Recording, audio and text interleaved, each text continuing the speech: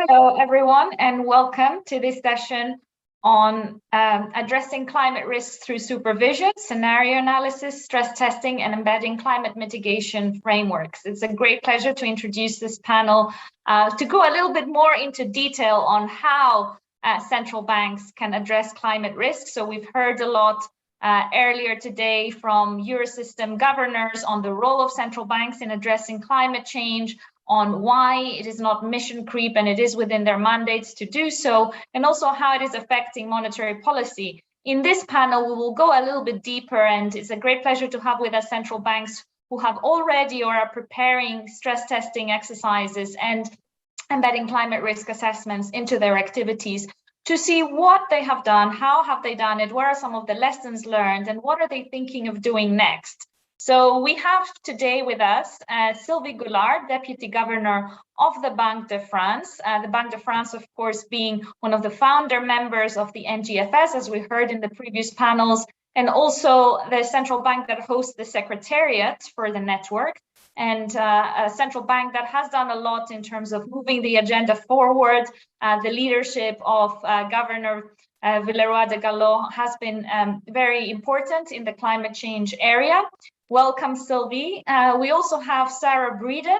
Sarah, a person who is always there in all the climate change and central banking meetings, conferences, events, and has done a lot of work in the Bank of England. The Bank of England also being a founder member of the NGFS, and former Governor Carney being now also full-time on the climate agenda and a very important role at COP, and Governor Bailey now also taking climate change as a very serious item for the Bank of England, which has also recently had its remit updated by the Chancellor to have explicitly green and climate considerations as part of it. And Sarah has led also the report that the Bank of England did in terms of the assessment of its own activities, and leads the work stream 2 in the NGFS on scenario analysis, which were published earlier this year as well. And we also have with us Gil Neovivan from the Banco Central do Brazil, a central bank that also has joined the NGFS more recently and has done also a lot of work uniquely in the region, one of the few central banks that has embedded some of the climate risk assessments in its supervision practices, and is working also on some of the exercises, not public yet, but in preparatory mode. So we look forward to hearing from all of you today. Just before we start, some housekeeping matters for all of you. So there is a discussion box on the screen to ask your questions, answer polls, and also chat with the audience. If you would like to continue the discussion beyond the session and connect with our speakers and myself, you can click the Add Connection button next to our names. You can also go to the agenda to register for further panels and keynotes. And if you miss a session, all content will be available on the on-demand tab on the OMFIV website and on YouTube. And we also have partnered with over 8 key players in the industry who are all available to connect also via the exhibition tab on Swapcard. So thank you all for listening in, and let's go straight into the discussion. And maybe to set the scene a little bit, just very briefly to start and hear about what each of your institutions have done, where you are, and then we'll go into more detailed questions. So Deputy Governor Goulard, let's start with you. Hi, Dani. Hi, everybody. I'm glad to be here and to discuss this important topic. The first word I would like to use is humility, and I'm sure that Sarah, who is working with us, and also all other colleagues could share this vision. We try to do our best in a carbonized economy, carbonized societies, where for decades nobody cared about this issue. And so what we did last year, and it was during the pandemics, and I want to thank all the private actors engaged. They stayed on board, which is a good signal of the commitment.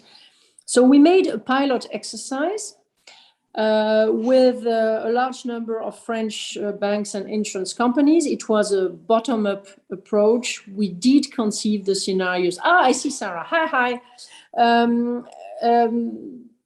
It was a bottom-up approach. We conceived the scenarios with them. And we discovered many difficulties. For example, when you move from a 3-year horizon, which is more or less what is usually done for real stress testing, and you move to 30 years, of course, you need to have scenarios. So we conceived scenarios. It's a NGFS work. It's not just the Banque de France, and I pay tribute to Sarah for her work on that, and to all the others. So we try to stick to the IPCC scenario. So we needed a scientific input, and we try to see how you translate this in the language of finance, because it's quite a question of translation, if I may say so, in my bad English. So we had also to be very granular, to look at all the sectoral aspects of the issue. In France, we decided to have 55 sectors.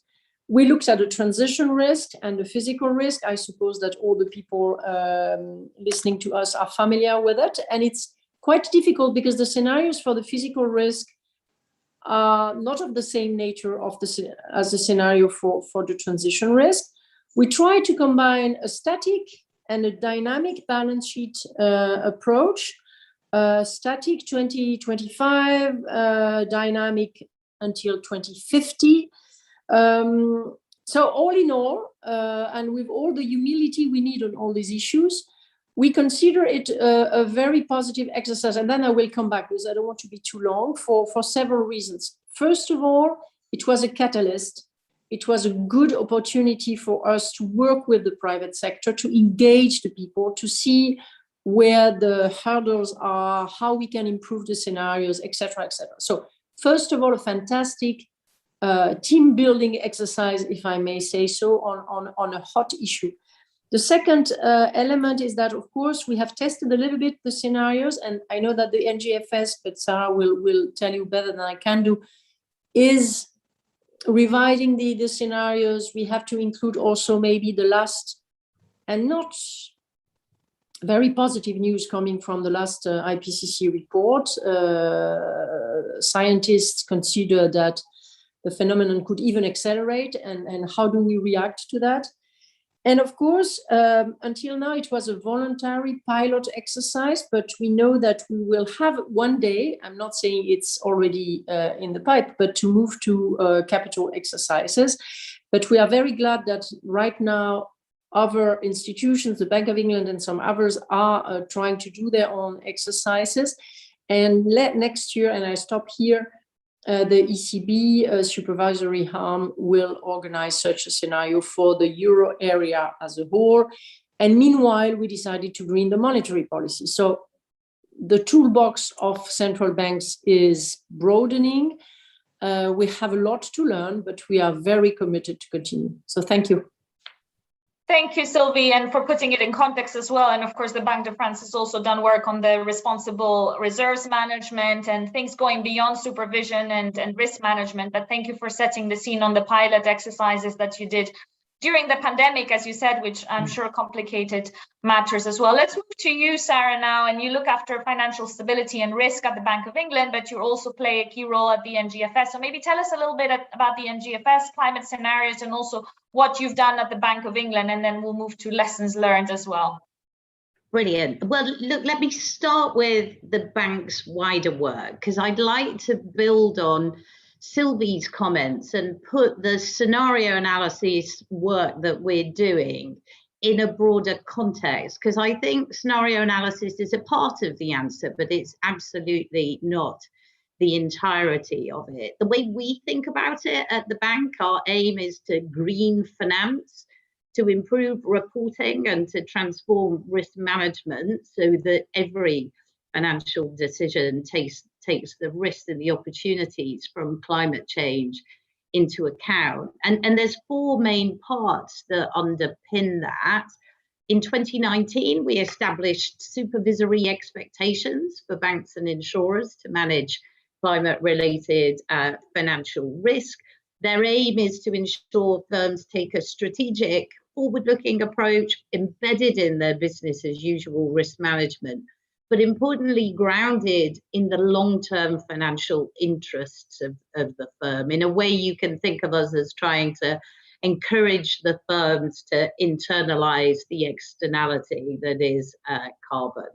The second thing we've done, recognizing that this is a shared and unprecedented challenge for which no one has a how to do it manual, and we all need to have a huge chunk of humility.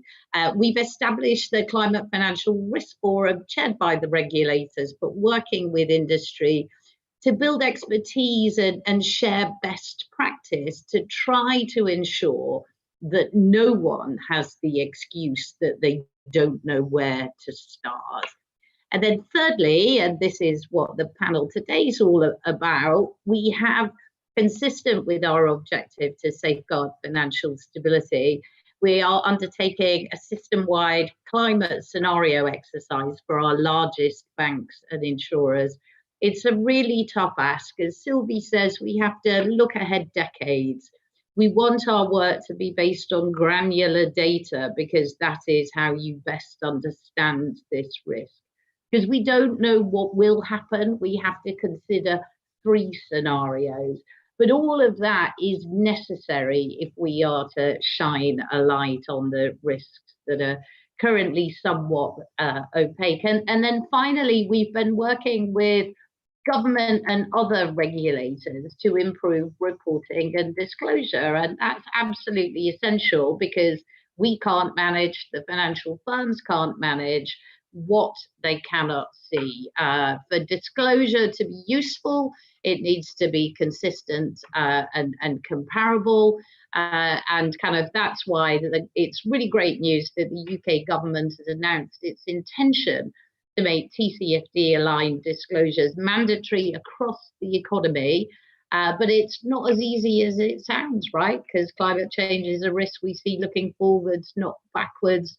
Disclosure needs to move from the static to the strategic, and we need to use the kinds of scenarios that Sylvie just talked about and that we are using in our climate fairs. Let me bridge from that to managing our own balance sheet. Our aim is to practice what we preach. We've applied TCFD disclosures to ourselves, setting science-based targets as a corporate and as a financial institution with a balance sheet, thinking how best to take the risks from climate change into account.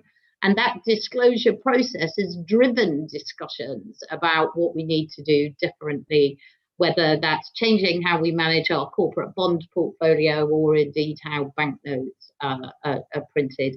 And then importantly, and you asked specifically about this, we've been sharing our experience internationally with Sylvie, with Gilno, with others at the NGFS. And the NGFS is really important here, I think, because we all need to learn a lot of new things very quickly. And what the NGFS enables us to do is pool our knowledge, share best practice, and make as much progress, get ourselves up the learning curve as quickly as we possibly can. We do it all open source with a view to inviting constructive engagement and constructive critiques of our work so that we continue to improve. There's an absolutely enormous amount for us all to learn. We must be humble as we do so, but boy, do we need to get going given the urgency of the issues. Thank you, Sarah. And yes, you said that we all have so much to learn and we don't know how to do things when it comes to climate. It's such a novel and unprecedented, and embedding it into macroeconomic models that are used to not having tipping points and very long-term variables is very important. But certainly the work you're doing at the NGFS brings us a step closer to being able to understand all this. And also your point about not focusing just on the static and the disclosures, yes, being mandatory, but also need to become more forward-looking. And we have a panel focusing on exactly that later on in the symposium, and we will have a report coming out by OMFIF and the London Stock Exchange Group on the role of forward-looking data. And my fellow advisory council member and good friend Sherry Madera from the London Stock Exchange Group will be chairing that session about the role of forward-looking data. So I encourage everyone to stay on for that too. Gilles, now let me move to you now, because you look after the Financial System Monitoring Department at the Bank of Brazil, and you're also preparing some of these exercises at the central bank. But maybe to start with, give us a little bit of an overview of how this is an issue for the bank, putting it in context with the wider things you are doing, and then we can go into the exercises as well. Okay, thank you. Thank you for the invitation, and it's very nice to share some thoughts with you and my colleagues in this panel.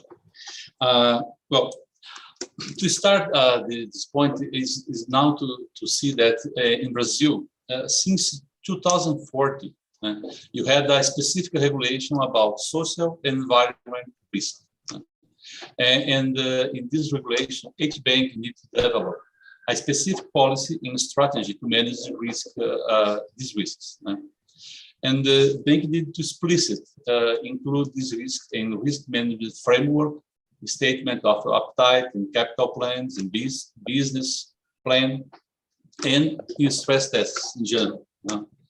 And how you are preparing to include the climate risk in our framework. You have basically three fronts. In the regulation side, you issue this month some rules, seeing that in 2022, climate risk will be part of the same regulatory framework with social and environment risk. It's been that banks need to develop a specific policy and a strategy to manage climate risk and include it in the risk management framework.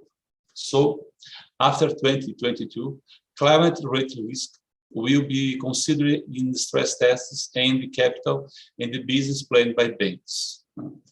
Beyond that, following the TCFD recommendation, bank will publish also from December 2022 information about governance, strategy, management, and opportunities associated with social, environment, and climate risk. In supervision side, you have developed a tool to assess the social and environment risk by firms and the relevance of it in bank portfolio. The result of this assessment is part of the process to define the capital add-on and prioritization of supervision actions. Now you are include in these tools the climate risk. Yes. And you will start to collect in 2022 a document for banks with the assessment about climate risk to the large credit operation and clients. This document standardized data in the system, allowing to assess the system development in following the bank risk management evolution. Further, I believe that you help the banks to organize this process. You expect to, with this document, improve our risk comprehension, identify some areas to work, and develop better stress tests. About stress tests, our commitment is published the result of stress tests in the Financial Stability Report in April next year. In the first round, our focus will be to assess the evolution of the financial system, its position, and scenarios to measure physical risk. With the new data collection, we expect to develop a stress test about the transition risk and publish in next report. You talk about with the banks to develop a bottom-up stress test, but it only will take place when these new rules be effective. So you talk about 2 or 3 years ahead. Other part that our strategy to face the climate risk is some actions taken by the central bank. You published our first annual report about central bank actions and assessment about social, environment, and climate risk. And how you collect a huge amount of data about each agricultural and rural credit operation in Brazil. You are organized a bureau to share this data with the market, allowing the participants to check how green is each operation. And the idea is to improve the green bonds market in Brazil. I think it's what's in planning now. It's a lot of things. Thank you. Thank you, Gilneo, and also thank you for stressing out the social element as well. And it's not just environmental and climate, but you're seeing this very holistically. And when we were having the preparatory chat for this panel, this is something that came up quite strongly, and we will go into this as well about how we can go beyond climate as well into covering other types of risks. Thank you all for these introductions and putting it in context. Let's now go into the detail and see what have you done, how have you done it, because we have a lot of participants here listening in who are colleagues from other central banks, and you do a lot of this best practice exchange within the NGFS itself, but a lot of people are very keen to know what are some of the lessons that you learned from the exercises. If you were to advise others who are looking to design them now, what would be some of the things to look out for? What would you do differently in future iterations? And also, how do you judge the lessons learned for the institutions who participated in those exercises? Sylvie, you mentioned how it was a very cooperative atmosphere and worked very well with the private sector in kind of creating that dialogue. So I think a lot of other central banks and private sector institutions who are listening in from all over the world, I was seeing in the previous session, there was a lot of chat going on with central banks from Africa and Asia and Latin America. And I think they're looking to you to learn about this. So maybe Sylvie, let's start with you. What are some of the lessons learned for you and for the private sector? Yes. Now, first of all, I would like to say how I appreciate the fact that Gilneo from the Bank of Brazil is with us and many people from other countries, because it is a global issue. And as Sarah said, all scenarios we have used are open sources, all NGFS reports are public, and the door is open for all central banks willing to do something. We work with different work streams. If you don't have too many means, you can at least join with a specific contribution. But in any case, I see three main issues. The first one is this long-term, short-term question.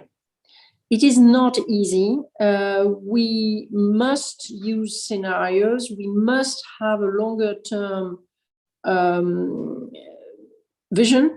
And at the same time, we all know that the impact in the next 2 or 3 years is going to be limited, and that the result could quite be the wrong message. Even more when you are a jurisdiction which has a modest contribution to climate, to CO2 emission, at least right now, I'm not talking in history. So keep in mind that you will have to deal with long-term, short-term dilemma, and people who are against all this will tell you, but look, this is much ado about nothing, because at the end, what you are going to show is peanut. So keep it in mind. The second point you made, Danny, is on holistic or not. I'm absolutely convinced that social issues, as you said, but also biodiversity, and for a country like Brazil, it's absolutely key. There is already a joint workshop between IPCC, the scientists working on climate, and IPBES, the ones working on biodiversity, showing that these issues are completely interconnected. But of course, it's complex, because for climate, you can have temperature, you have these scenarios. If you broaden, you have the advantage that you can engage more people, look at the multifaceted questions we have to deal with ESG, and at the same time, it's quite difficult. So this is one of the points I wanted to make. I'm absolutely convinced at a personal level, and it is also discussed within the steering committee of the NGFS, that biodiversity is part of the game. But the how, the complexity, we still have a lot to see. So you can focus on climate, of course, we did it, but we should be always aware that it is not something that will be forever. And then maybe one word on the consequences, what we experience with a French law encouraging disclosure since 2015 for financial actors on climate. And last year, 2 years ago now, we adopted another law on biodiversity. And there is a very interesting working paper from the Banque de France on, does it have an impact? The fact that you impose, or in France, it's a comply or explain system. It was very early, 2015, so it was not mandatory. Meanwhile, of course, the huge work made by the TCFD, and Sarah was right to mention it, is helping. But in any case, it seems to be possible to show that it makes a change. So my last point is, of course, central banks are important actors. We take our responsibilities. We are perfectly at ease with the mandate because of financial stability, because of the impact on prices. But never forget that you're not alone, and that the governments, above all in democracies, are the ones in charge and are the ones who can impose mandatory disclosure, adopt regulations, create incentives. And of course, there is an elephant in our Zoom, which is the carbon pricing, because everything we do, we are in a market economy and we do it without having any price. So the NGFS was very wise to say we don't enter into this territory. We make as if there was a price, but we all know that we also have to work in this direction and avoid that at a certain point, some parts of the world will adopt carbon pricing or have already adopted. And then there will be barriers for trade, etc. So this is my last point. I can say more on central banks, but it's also it's smarter to underline the fact that we are not alone. Thank you. Thank you, Sylvie. And of course, we're having this discussion now around a month away from the COP meeting in Glasgow, and carbon pricing and carbon markets is a big item on the agenda there. And hopefully we will see some progress on that. And there have been several proposals, and the EU, of course, has the carbon border adjustment mechanism document that came out in the summer. And the IMF has also made suggestions for an international carbon price floor. So it's something that is very actively being discussed, but it's very good that you emphasize also central banks are not alone. And that's something that the governors also said in the previous panel, that we take the direction, what is given in terms of the choices that elected officials make in terms of what are the public preferences on this and how to move ahead, and central banks can take that as a given and protect the financial system from the risks and help it play the role it should to finance the transition as well. So that's very important.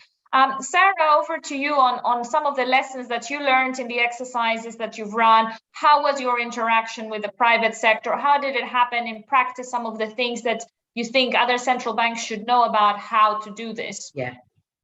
So the first thing I would say, my personal reflection, is it is incredibly useful for central banks to engage in the scenario analysis of the type that the Banque de France has done and the NGFS is trying to encourage. It is making concrete in the language of central banks impacts on the macroeconomy, impacts on the financial system, this enormous structural change that is going to happen to our economy. So the first big lesson is scenario analysis is really incredibly useful.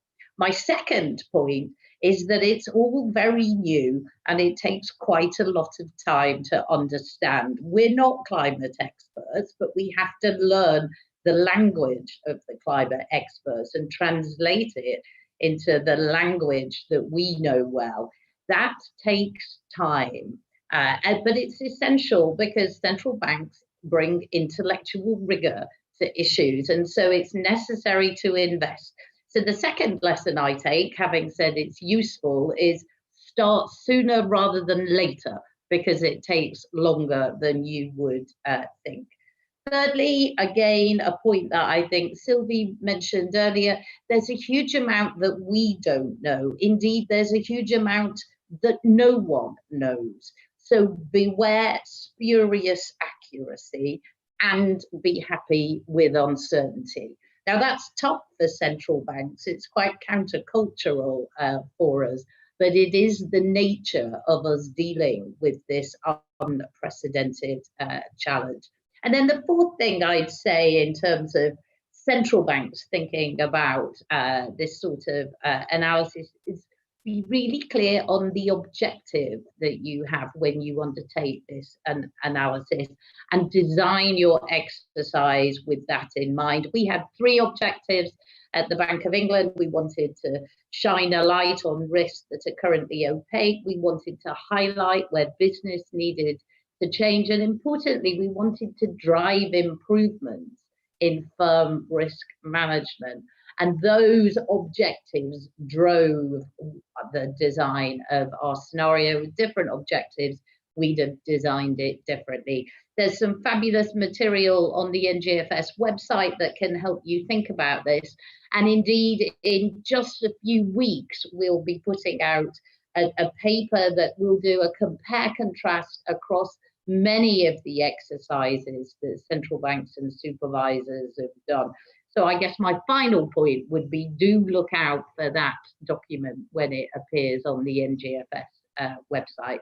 Perhaps I might add one thing on the experience of firms engaging with our exercise so far. And again, it's early days. This is an exercise that's ongoing, so it's early to be drawing firm conclusions.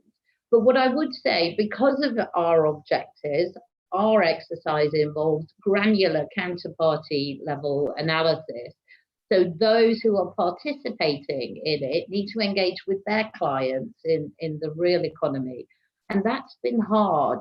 Developing the data sources, developing the methodologies has been learning by doing for the firms as they have participated in the exercise.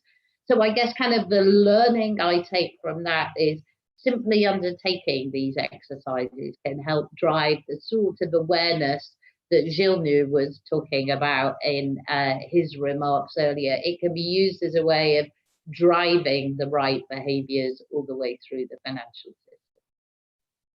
Thank you, Sarah, and we will look out for that report. Thanks for the heads up, very good. And all the NGFS publications are very informative, the scenario portals as well, the adapting operations to a hotter world. I encourage everyone to have a look. Gilles, now over to you. Of course, you said you will be doing this in 2022, so you are in the preparatory stages, but having listened to what Sylvie and Sarah said about what they've learned from the exercises they've done, how does that fit in with what you're seeing in your preparation so far and where you're heading with the exercises? Okay, thank you. I'm a reader from the NESGET papers, and I love it. Here you debate about what you think you need to do first, and you decide that mobilizing society is more important than, for example, request capital. So the first step you identify is to identify the risk and measure the risk, which is the more important thing to do in the first moment. When we debate about methodology, you understand that select a complex methodology in the beginning could request wait a long time to get the first results, and bring some difficulties to explain the result to the banks. So more simple and more easy way to communicate is more important, because all parts need to be involved and understand the problem and what they do and what the action they need to do. And the other thing is about communication. You need to select something that sensibilize the bank and firms to move. Is more important than we to get large results in your stress tests. You need to convince bank and firms to take some actions and not question the results that you provide. Well, But I think the big message is you need to do something, and it's better than nothing. Yeah, so thank you. Great, thank you. And I think you've all emphasized that the process in itself, the engagement that comes with it, is almost as important as the results of it. But I do now want to move from the how and the exercise to the what you found, and what next. What do you do as regulators once you assess the financial sector that you supervise? You find that they are well prepared, or they may not be well prepared, and it'd be good to hear what you found, if you can share some of that. And then what happens next? And now is a good time to also share some of the poll results that we have from the audience, where we ask some of these questions. So one is scenario analysis capable of accurately measuring highly complex climate-related financial risks? And 71% of respondents said yes. So that's a very high level of confidence, even though you were both, I think Sylvie used the word humility, and Sarah, you said you have to be humble, but there's definitely high expectations out there in terms of what you're able to do.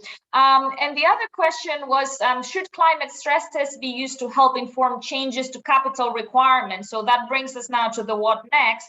And 80% said yes. So I know that that's a somewhat controversial issue within the central banking community. How far should central banks go in terms of changing capital requirements based on climate risk factors? But maybe you can talk about that.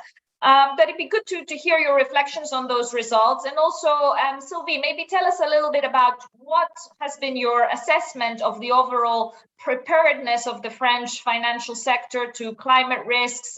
The exercise was helpful, but are you confident that they are managing climate risks well? And also, what do you see your role as a regulator once you found that the financial sector is perhaps not adequately prepared? Thank you. Well, first of all, maybe one thing I've forgotten for the question, the previous question, is what I recommend to do is really also to walk the talk. We learned a lot. I'm chairing the risk committee of the bank, and we learned a lot in greening our own portfolios. So if you do the exercise with the private sector, do it yourself as well in parallel. Try to see what is sustainable investment. Look at what is on the market in terms of, you have to experience it, skin in the game, if I may. So, and then I move to the conclusions. The first conclusion is that, of course, we have seen that in our scenarios, maybe there is not enough variability. We all hope that in the coming years and decades, we will have technological change. We will have new environment, etc. So we need to make the scenarios maybe more agile and have more variability. We have also the issue of identifying the sectors and the right granularity, which is very tricky. Let's take a very simple example. Often people link climate change with mobility, transport, air, whatever.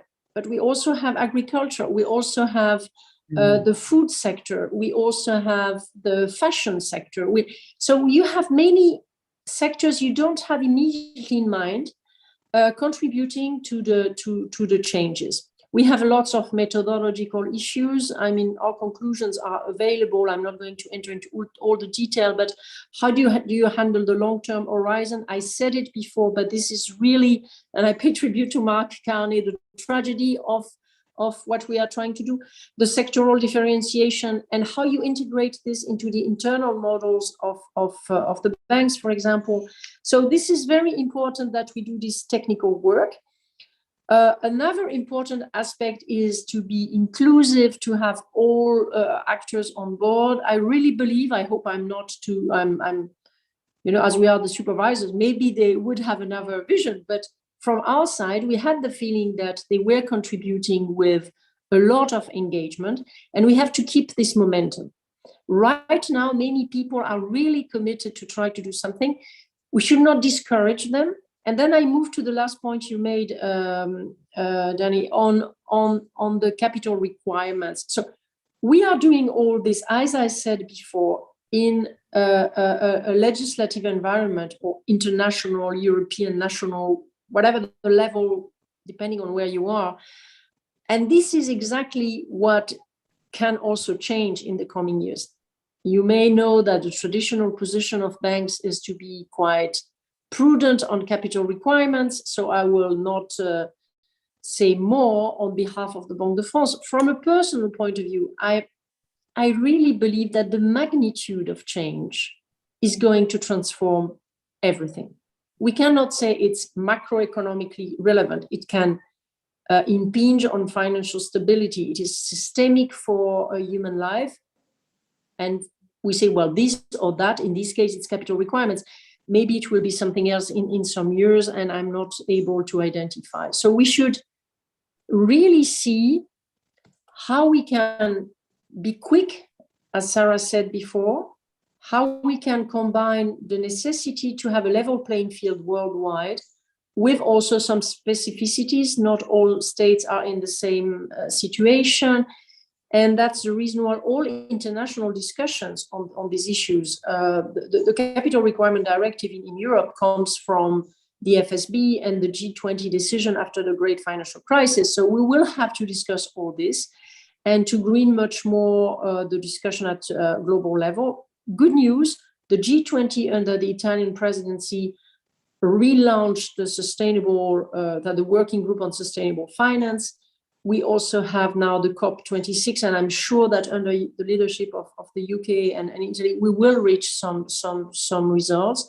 And there is a lot of movement in the private sector as well. You know, all the alliances that Marcani and some others are trying to build of insurance company, of insurance company on banks. And all this could also change the way we look at capital requirements in the future, because it can also be for many companies, financial or not financial, a fantastic business opportunity. If you adapt more, we should stop looking at them as, victims of legislation. They are actors. And because they are actors and they want to make money in a very changing environment, maybe we will look at it in a different perspective. Maybe I'm too optimistic, but sometimes it's not bad. Thank you.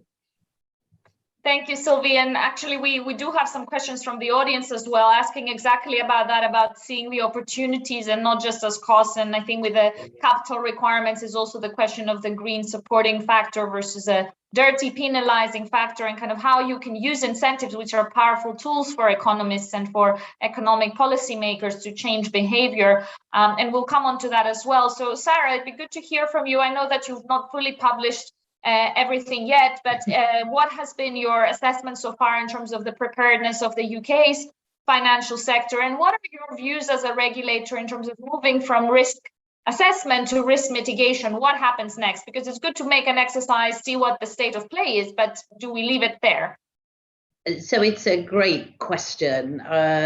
We called our scenario exercise an exploratory one, and we've not even completed our exploratory phase yet. However, we do have a code red for humanity, and it is therefore important for us even now to be considering our next steps. I kind of file them under a number of different buckets. The first is to drive improvements in our measurement of this risk. So that's about improving the scenarios and getting better clarity about what is going to happen as we transition to net zero. So already, even in the 2+ years that I've been involved in doing scenario analysis, our understanding of the scenarios has improved enormously. We've added transition and physical risk together. We've brought in a macroeconomic model. We're going to bring in more physical risk. We're going to try and better capture some of the non-linearities, and we're going to get greater specificity on the sectoral path. So all of that is about better measuring the risk. And I think recognizing the humility that we have, that is absolutely key. Then we need to start managing the risks. That's understanding what firms are doing once they have spotted these future risks. And that goes to how are they engaging with their clients? Are they turning the risk into the opportunity to help their clients finance their transition to net zero. So better measuring the risk, better managing the risk.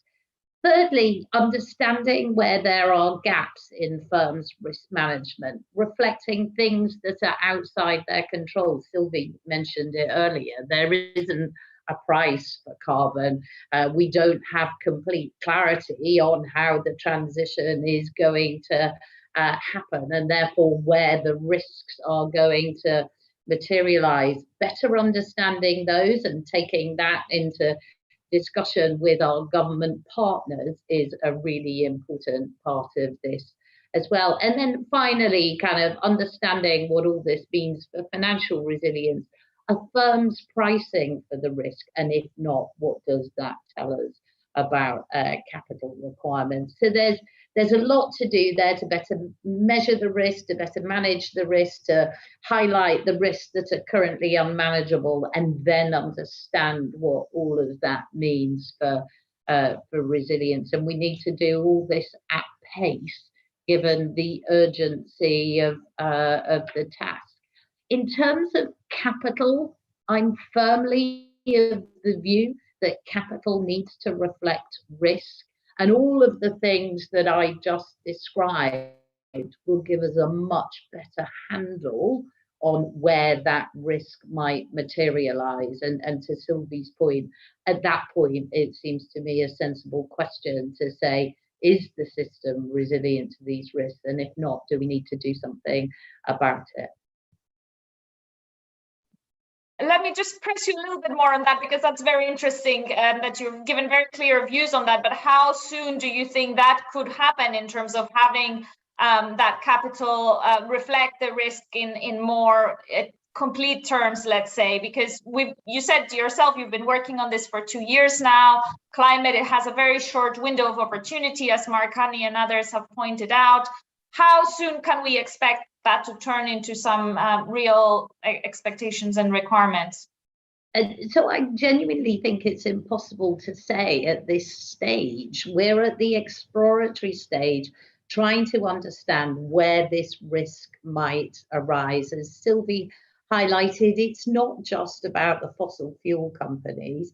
It's about users of energy as much as it is producers of energy. It's about the agricultural sector as much as the energy sector. And until we've got a better understanding, a richer understanding of how and where this risk arises, I think it's premature to do that. What I would say is that what we can see is where risks might arise, and how understanding how firms are already pricing for those, how firms are already managing those, is going to be an important input into our work too. But the greater clarity there is about future climate policy, the more likely it is that we're able to see where the risks are, firms are able to price where those risks are, and so we'll be able to drive the transition. No, thank you, Sarah. That's very helpful. And of course, at the NGFS, you've also been made very helpful comments in terms of how real these trade-offs are between this need for a speedy action and complete information and understanding. And these are not easy questions for sure.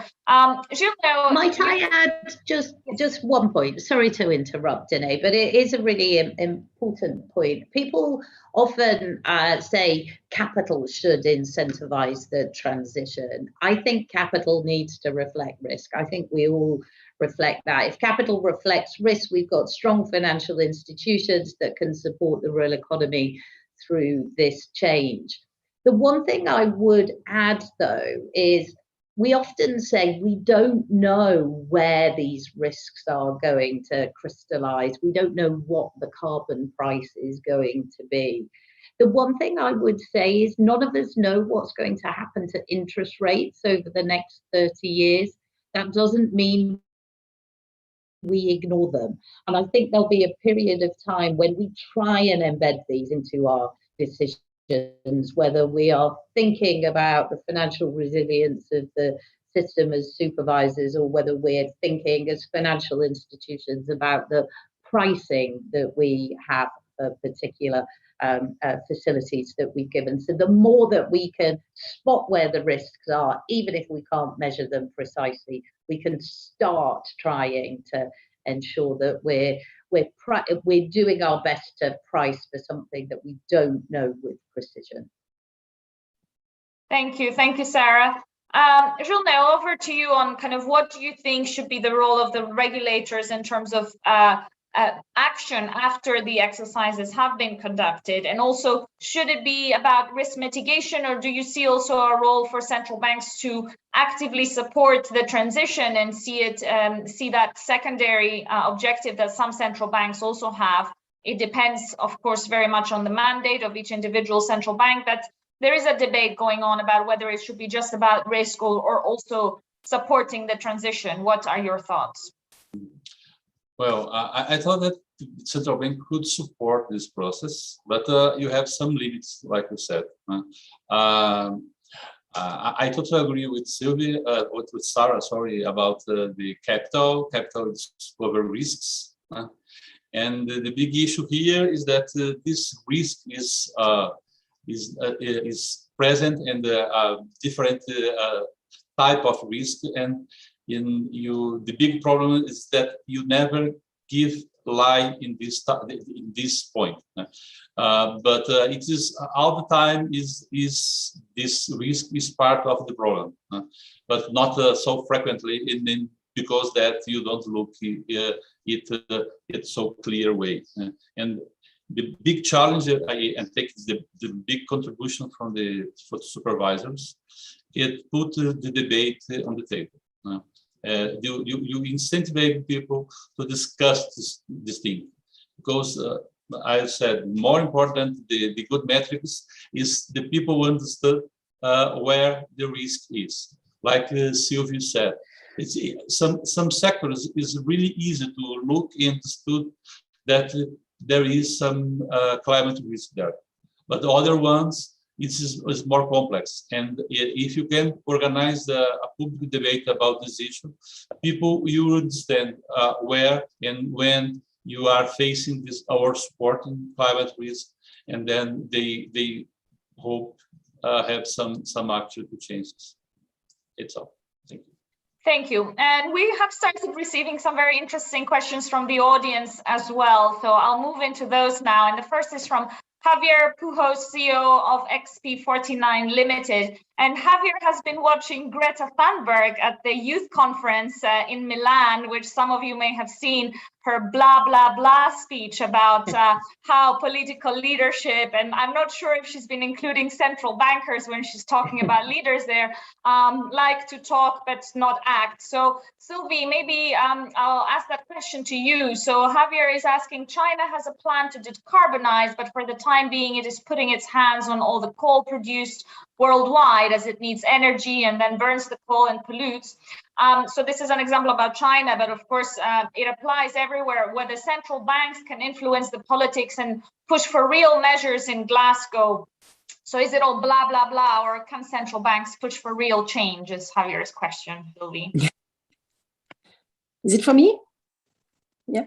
No, I recommend you to read Mark Carney's book Values, where he does tell from his meeting with Greta Thunberg and how he felt. So I think this generation is putting us in front of our responsibilities, and we have to take it very seriously. And nobody, I would not say that we do not try. I think we belong to the ones working hard on all these issues, but as it was said before, it is urgent, and governments took sometimes commitments they don't implement. And I can understand that some people from the young generations cannot stand it anymore.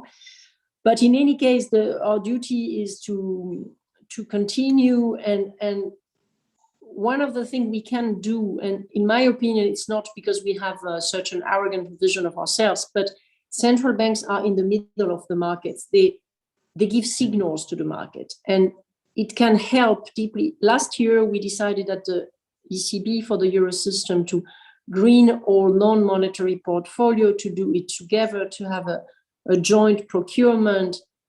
And we all hope that beyond the amount of money in our portfolios, it will help to have the right providers, the data providers, to have all the ecosystem we need in order to help also the private sector to move. This is not blah, blah, these are decisions, maybe limited decisions, but sometimes you have a leeway to reach more. The same for monetary policy, the fact that we decided, and the Bank of England did it as well, and I hope that some others will join to green the monetary policy. Of course, it's only a first step. It's asset purchase of corporate, it is collateral, it is a new macroeconomic modeling. All this will take some time to have an impact, but at least the signal we give to the market is it is serious. As public authority, we invest in this time, money, human resources, and we hope that through the work we provide, it will encourage others to act. So nobody can act alone, but each of us can bring something and avoid the blah, blah. So I hope we do our part. Thank you. Thank you, Sylvie. Sarah, has Sylvie covered you, or do you have something to add? So I really just wanted to underline the practice what you preach point that Sylvie did. We have a small wallet, a small balance sheet, but we have a big voice. And our aim in telling the world how we are managing our balance sheet is to lead by example and encourage others to follow. So in addition to translating the blah, blah, blah into something concrete, our hope is that by telling everybody how we are approaching it, that they will be encouraged to do the same. Great, thank you, Sarah. And I want to ask you now a question that Alistair Ryan has put, who's from the Bank of America.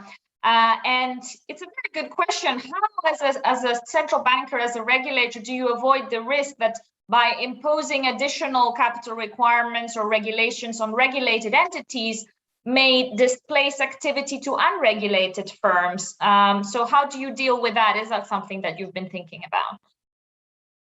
I'm happy to have a first go at that one. Look, it's a great point, and it was something that was very much in our minds when we, working with government and other regulators in the UK, were setting out our roadmap for disclosure and making disclosure mandatory. It must not just apply to public listed markets, it needs to apply across the board. So one of the things that we're aiming to do is to try and ensure that the work that we do is applicable not just to the banks and insurers that we directly regulate, but can be applied much more broadly around the financial system as well. So covering all asset owners, not just the asset owners that we directly regulate. And that's because to reduce this systemic risk, we need carbon not to be emitted. We need greenhouse gases not to be emitted, not just the ownership of those to be transferred to someone else. So it's a great point. And our aim is to work with other regulators and more broadly to try and make sure that disclosure and our approach to scenario analysis and stress testing drives that change throughout the financial system. But it is a real issue that we have to watch. Great, thank you, Sarah. And Gilda, we have another question about incentives. So we touched a little bit on that in the previous round, but Lara Mutan is asking, carbon pricing provides an explicit price on greenhouse gas emissions. It's a price expressed as a value per ton. The more you generate, the more you pay. Have you analyzed the outcome of a scenario to financially incentivize or reward the best in class? So pay some kind of bonus and create a positive sanction rather than a negative sanction approach. What is your view on that, on penalizing the dirty versus encouraging and rewarding the best in class? Well, it's just, I think the reward to the best in class is will be the opposite way. You say you increase the cost for the people that don't do nothing. I think this is the movement that you see, because when you talk about costs, the people will look at the risk and say, oh, if you have a risk, I don't put my money, or I request more money, more interest to invest in this project. So, in my point of view, I believe that the more probably is increase the cost for the people that don't do nothing. It's. Thank you, Bruna. Yeah, I just would like to add one point. The key question right now is how do we stop, should we incentivize? Our governments, all in all, globally, are still financing dirty business.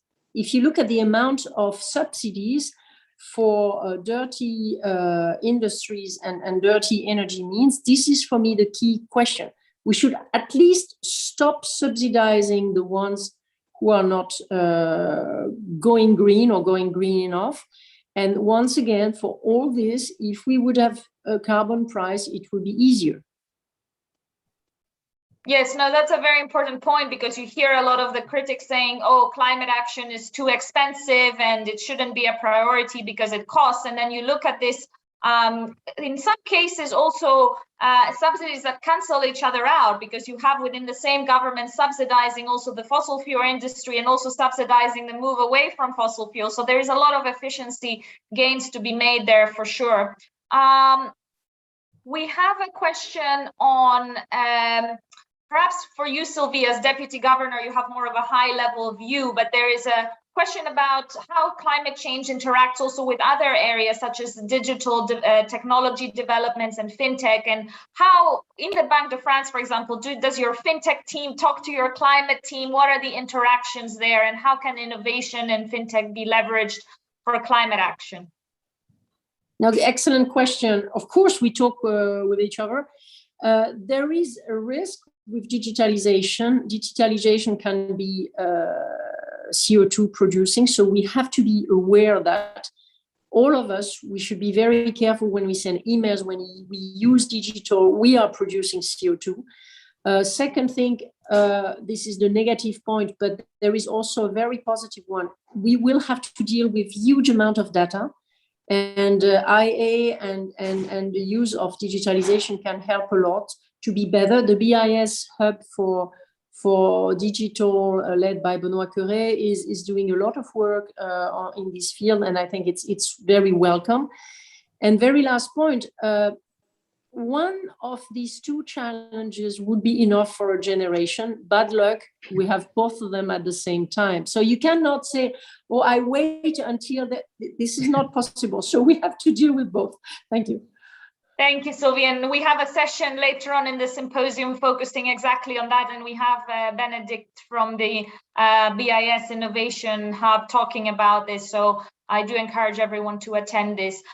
Look, we're coming towards the end. I want to ask one last question to each of you very briefly, because we are a month away from COP. What are your hopes and your expectations of what progress you want to see out of this very big moment in climate action? Sarah, let's start with you.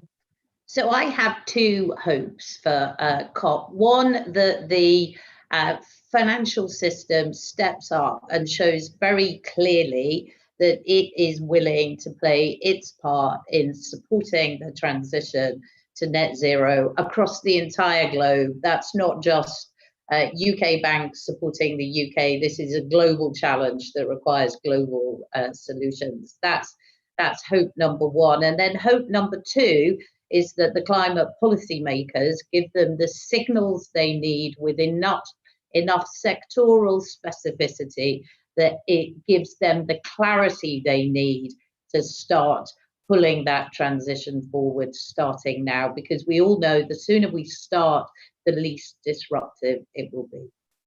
Thank you, Sarah. Yes, and I remember that quadrant graph that you had in the NGFS report on adapting to a hotter world, where you show the trade-offs between the physical and the transition risks and how we really need to avoid the too little, too late worst quadrant there. So very important. Gilles, what are your hopes and expectations? My hope is that we can mobilize our society to understand and act as soon as possible in this process, because too late is not a good idea, not for anyone here. And I think the point that Sylvia said about involving the government and change the policies, include subsidiaries and something, I think will be our big challenge to put in place, because if the society doesn't understand that the future is in risk, you couldn't change anything. Thank you. Thank you. And Sylvie, you have the final word. No, I will leave it to Sting. You remember the song, I hope the Russians love their children too. And the Russians at that time were the other side of the world, the ones we were not discussing with. I'm old enough to remember that time. And I hope we all love our children. And that's the reason why we need disclosure, maybe reachable, and carbon pricing. Maybe we can set the basis for that. Thank you. Great. Thank you very much, Sylvie. I think that's a great note on which to end. Very important to think about the future, the responsibility that we collectively have, and very important to understand what role can central banks play. What for some may seem like a technocratic building somewhere doing plumbing kind of work, but very, very important role in terms of generating incentives, making sure that the financial sector is prepared, seeing climate holistically, not just about climate, but also environment, biodiversity, looking at the different sectors. And good luck in your upcoming activities. It sounds like you have a lot to do. I will now hand over to the next session, which is about integrating climate considerations in central bank portfolios.